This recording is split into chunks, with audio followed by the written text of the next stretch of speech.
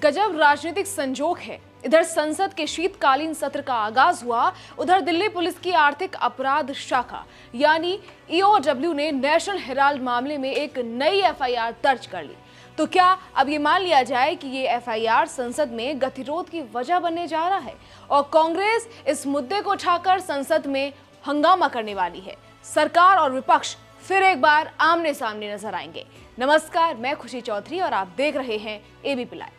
1 दिसंबर से शुरू हो रहे संसद के शीतकालीन सत्र से पहले आज सरकार ने ऑल पार्टी मीटिंग बुलाई। मीटिंग के दौरान parliamentary affairs minister Kiren Rijiju संसद में दोनों सदनों की पॉलिटिकल पार्टियों के फ्लोर लीडर से बातचीत कर संसद में कामकाज ठीक से चलाने पर सहमति बनाने की कोशिश की।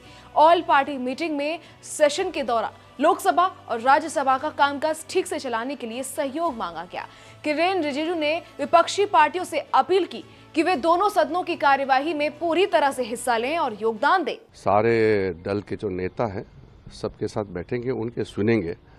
आज तो सरकार की ओर से हम ज़्यादा कुछ कहने का नहीं है, हम सिर्फ बिजनेस और टोटल कितने दिन है और कितना सेशन चलेगा उसका हम बताएंगे।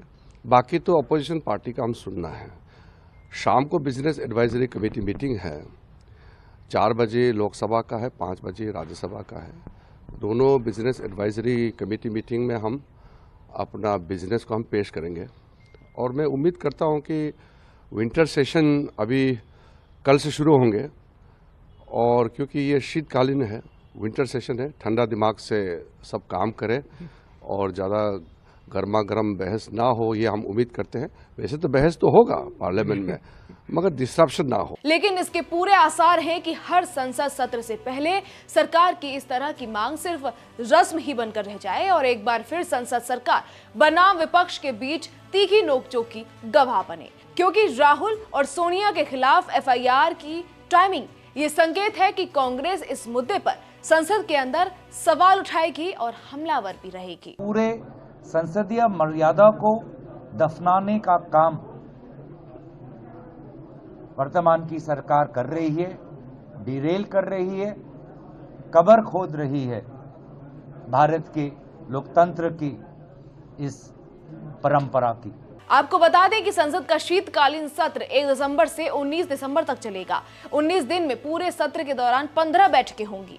एटॉमिक एनर्जी बिल समेत 10 नए बिल पेश हो सकते हैं। सत्र के दौरान सरकार एक राष्ट्र एक चुनाव विधेयक पेश करने की भी सोच सकती है। हाल ही में प्रधानमंत्री नरेंद्र मोदी ने कहा था कि उनकी सरकार एक राष्ट्र एक चुनाव की दिशा में काम कर रही है, जो लोकसभा और राज्य विधानसभाओं के लिए एक साथ चुनाव सुनिश्चित करेगा। हालांकि कांग्रेस ने एक राष्ट्र एक चुनाव को लागू करने के विचार को खारिज करते हुए कहा है कि प्रधानमंत्री को इस मुद्दे के लिए संसद में सभी को विश्वास में लेना होगा। प्रधानमंत्री के भाषण के बाद कांग्रेस अध्यक्ष मल्लिकार्जुन खड़गे ने एक राष्ट्र और एक चुनाव की अवधारणा को असंभव करार दिया।